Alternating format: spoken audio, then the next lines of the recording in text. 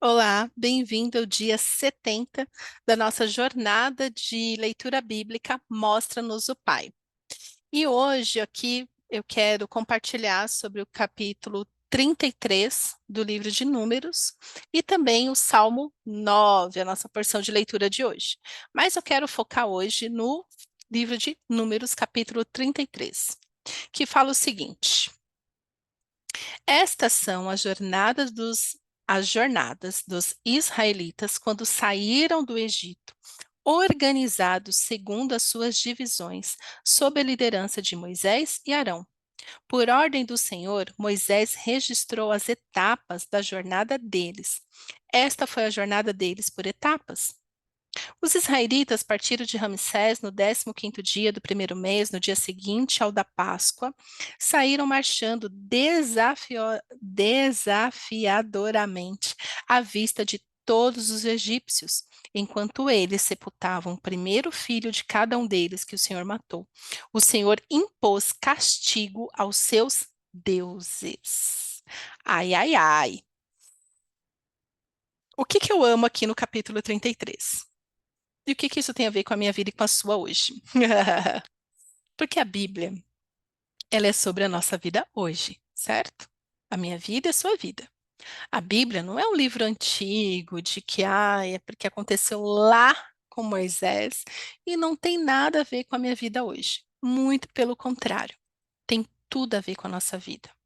Quando o Senhor te tira do Egito, então pensa no seguinte, na sua vida, antes e depois de Jesus.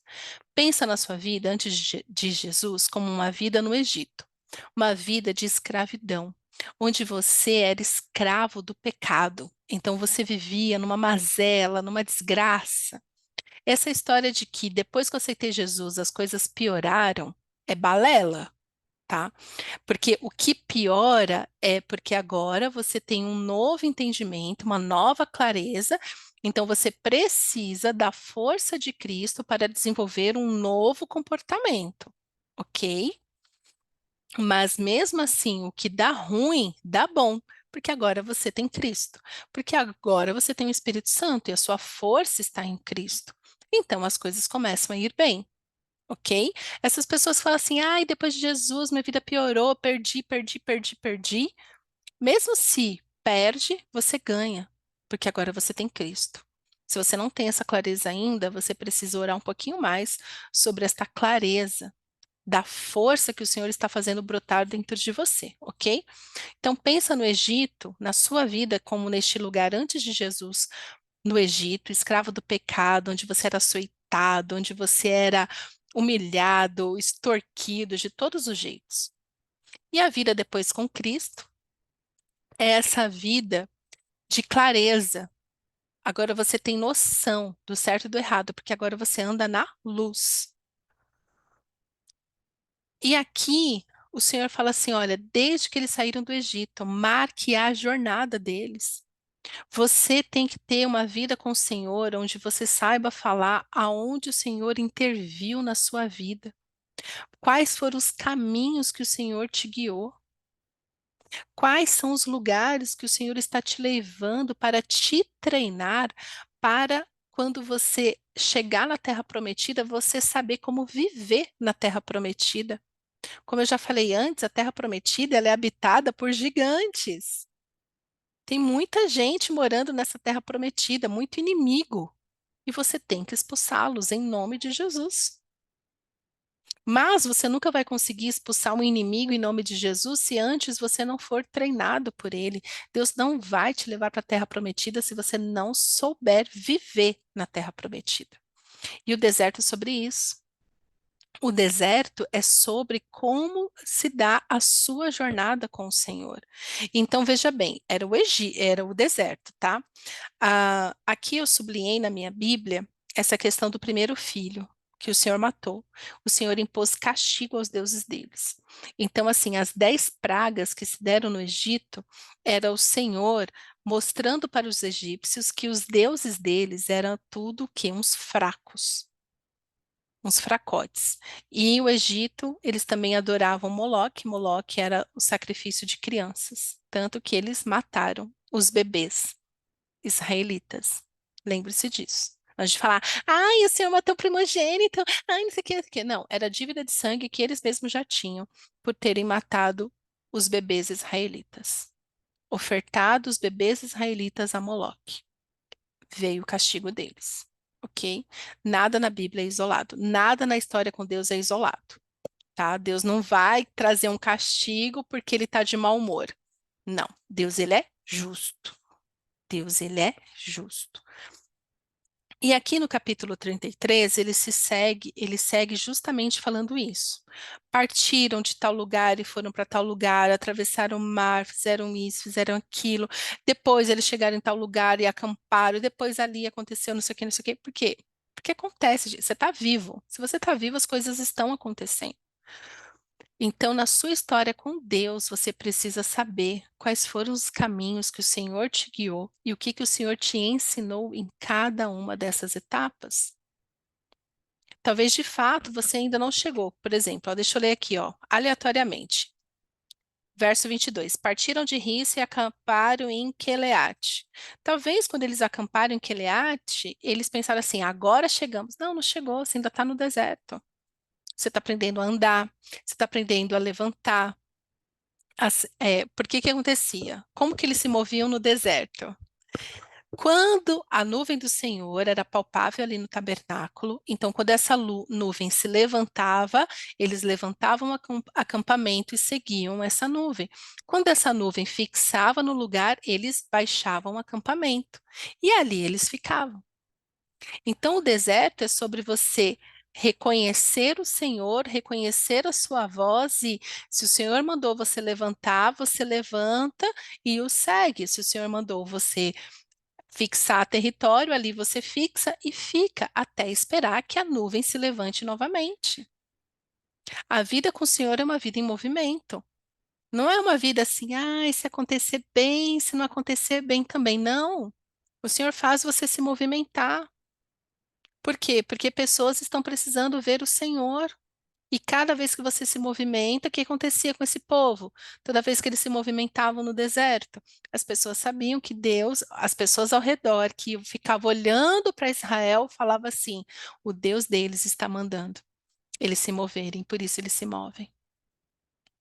Porque é assim que o povo naquele tempo se referia aos povos. Eles se referiam aos povos pelos deuses que esses povos serviam, os ídolos, né? E eles sabiam que Deus de Israel estava no meio daquele povo, falando: levanta, eu levanto, Senhor. Agora senta, então eu sento, Senhor. Então a vida no deserto é uma vida que você vai se movimentar para que você exerça a sua fé em Deus. Deus mandou, você vai. Deus mandou, você fica. Deus falou, você ouve. É para isso que serve o deserto. O deserto não é um lugar para você ficar, ai, eu estou no deserto, ranhos, lágrimas e desgraças. Eu falo isso com muita tranquilidade, porque eu já fui muito essa pessoa. Muita, é um drama. Eu já falei aqui, né, que eu sou dramática, mas eu ainda continuo sendo dramática. Mas eu pensava, eu tinha essa ideia de deserto, que é um lugar de sofrimento, de ausência de Deus. Não. Deserto é um lugar da presença do Senhor. Deserto é um lugar para você ver o Senhor, ouvir a sua voz e seguir os rumos que o Senhor determina que você faça. Aqui neste capítulo 33, se você ler com calma, você vai ver o quanto esse povo andou. E com isso em mente, de quando a nuvem se levantava, eles se levantavam. E assim, não era só eles, não. Era mulher, era homem, eram criança, eram bebês, era mulher em trabalho de parto, eram grávidas, eram os animais que eles, porque afinal eles tinham que oferecer sacrifício, né? Eram os animais, era o tabernáculo que eles tinham que desfazer, né? Levantar aquele tabernáculo e carregar nas costas. Não eram os anjos que carregavam os tabernáculos com tudo que tinha dentro, eram o povo carregando a presença do Senhor, né? Porque naquele tempo o tabernáculo simbolizava ali a presença do Senhor no meio do povo. E Todos os povos ao redor olhavam aquilo e falavam assim: Uau, Deus mandou eles se moverem novamente. O que será que vai acontecer agora? E lá dentro do povo, eles se matando, né? Literalmente, né? Uns se rebelando, outros morrendo e tal. Mas a vida também acontece no deserto. Eu não sei qual deserto que você está hoje, mas a minha oração é para que você saiba que deserto é um lugar de movimento, é um lugar, assim como um dia eu entendi que deserto é um lugar de relacionamento, de ver o Senhor face a face, de ouvir a sua voz e seguir o que Ele manda seguir, que você hoje desperte para isso e saia dessa murmuração. Talvez você ainda está no Egito. Tanta murmuração assim, tanta dor assim, tanta depressão assim, tanta ansiedade assim, Egito. É Egito. Porque assim como Josué e Caleb falaram, se Deus fez aquilo lá, ó, no Egito, me tirando daquilo, esse deserto é fichinha.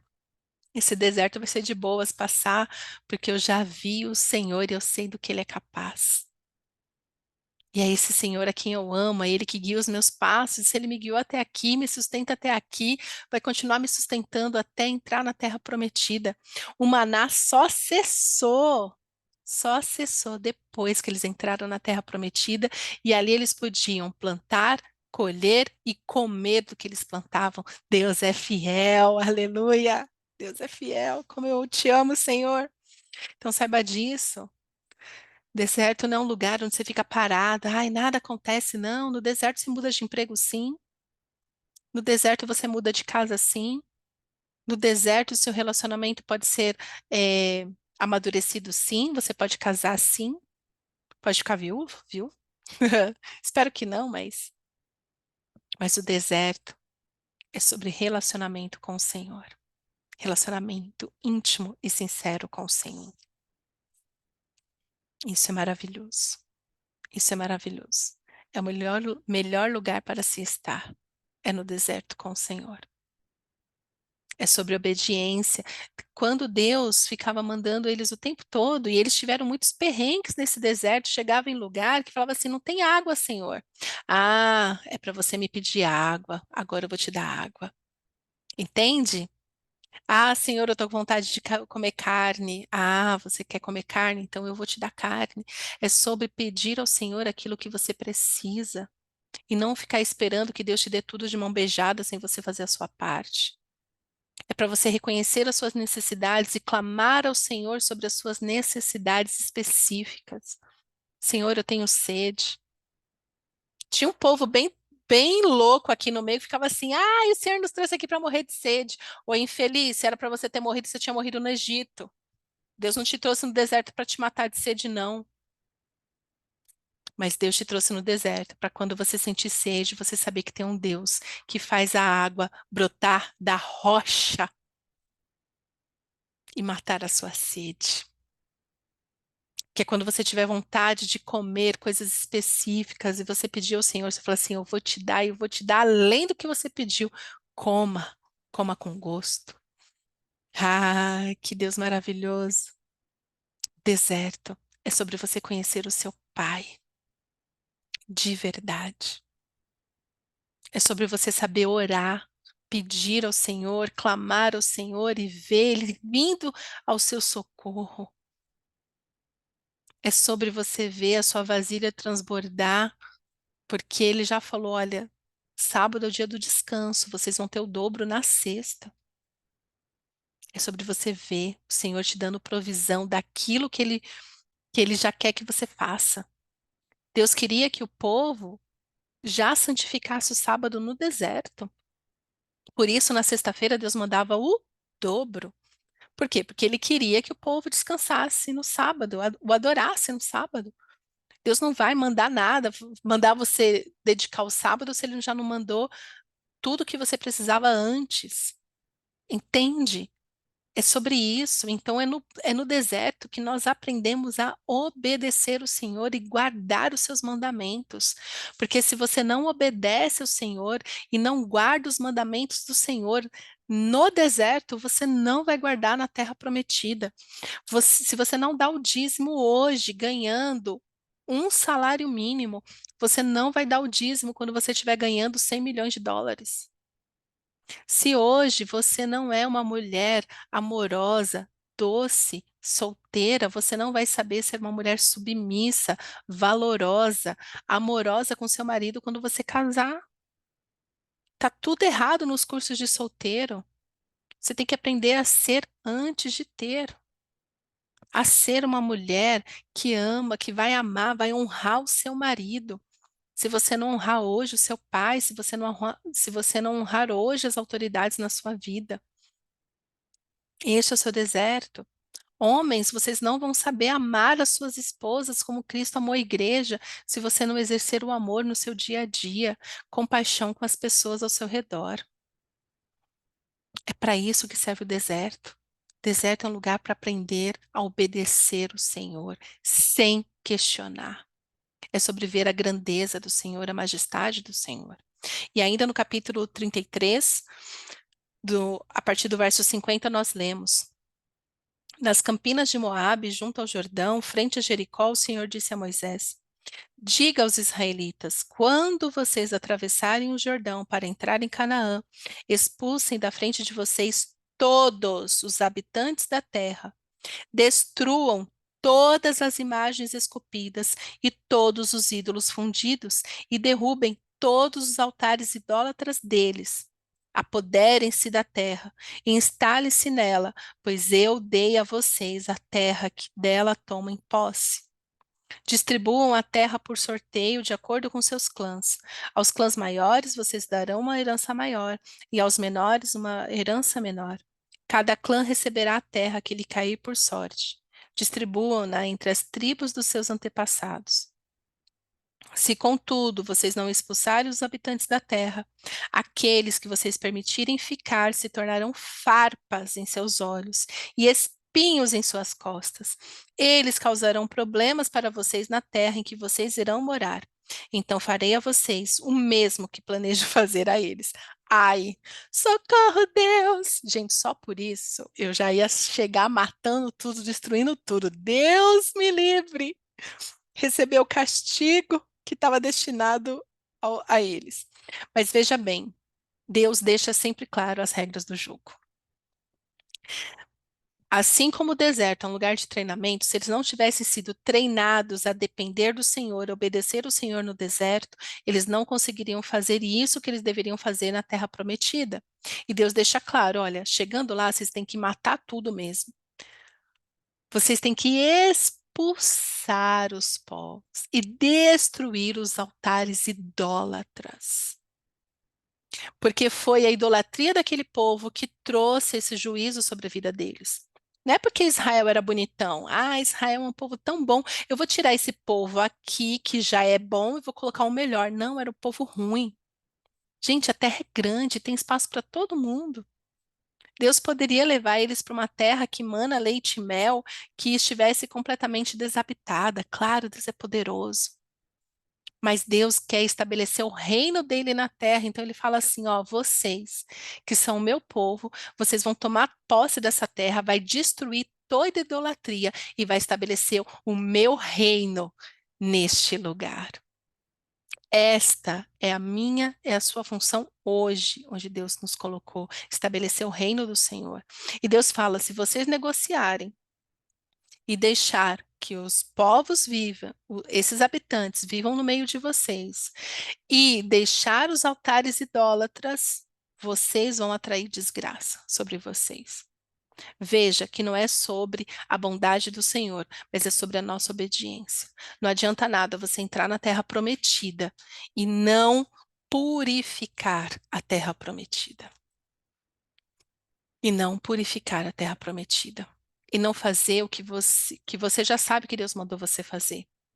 Terminar um relacionamento abusivo, sair deste emprego, ou então ser voz do Senhor neste emprego, levando eles a ter vida com Deus. Não adianta nada você chegar na terra prometida com a mentalidade de escravo. É no deserto que você aprende a ser livre. Para quando você conquistar a terra prometida, você estabelecer o reino do Senhor naquele lugar. Muitas vezes você não chegou na terra prometida porque você não está pronto. E se você já chegou na terra prometida, faça a sua parte, estabeleça o reino do Senhor. Se você não estabelecer, virá o castigo sobre você. Não por causa de Deus, mas por causa da sua desobediência. Está na hora de você cumprir com a sua palavra. Está na hora de você saber quem é o seu Deus e ter vida completa com esse Deus. Ter uma vida de devoção, uma vida de obediência. Pensa muito nisso. Pensa se ao entrar na terra prometida, quando você entrou nesse casamento que você orou tanto para ter, lembra o quanto você orou para casar? E agora o seu casamento está em ruínas? Cadê o seu coração? Você destruiu toda a idolatria que você tinha sobre o seu marido, sobre a sua esposa? Você destruiu a idolatria que você tinha com os seus pais? Destruiu porque depois que casa não, porque minha mãe, não sei o que, não sei o que, não sei o que. Ah, porque meu pai, não interessa. Agora você é casado, você é casada. Você tem uma nova família para tomar conta. Orou tanto para casar, mas não se preparou para casar. A desgraça que eu vejo nos casamentos é sempre essa. Orou tanto para casar, mas não se preparou para casar. Não se preparou para casar. E agora está o quê? Padecendo. Padecendo. Por quê? Porque não destruiu os altares idólatras. E agora que chegou na terra prometida, a terra a qual tanto sonhou, não está vivendo o melhor de Deus. Porque não expulsou os inimigos, não destruiu os altares idólatras. E aí você está sofrendo. Porque você nem sabia que deveria destruir essa idolatria. O seu marido, o seu cônjuge, a sua esposa, existe para ser amado, não idolatrado. A idolatria com casamento tem que acabar. Casamento não é um lugar perfeito com pessoas perfeitas, mas duas pessoas que amam o Senhor e buscam ser melhores nele, com ele. Pare e pensa, o que que você está vivendo na sua vida? E veja quais são os altares idólatras que precisam ser destruídos. Porque se você não destruir, se tornará o quê? Se tornará tudo de ruim. Né, se tornará. Se contudo vocês não expulsarem os habitantes da terra, aqueles que vocês permitirem ficar, ou seja, é você que permite o inimigo ficar na sua vida, é você que permite ser afrontado desse jeito, se tornarão farpas em seus olhos e espinhos em suas costas. Se existe hoje farpas nos seus olhos e espinhos nas suas costas, ore e peça para o Senhor iluminar o que precisa ser mudado, transformado, destruído na sua vida, para que você tenha vida completa com Ele. Amém? Bora, bora, que tem muito do Senhor para viver. Muito, muito, muito. Pai, te agradecemos, Senhor, porque o Senhor é quem nos guia no deserto.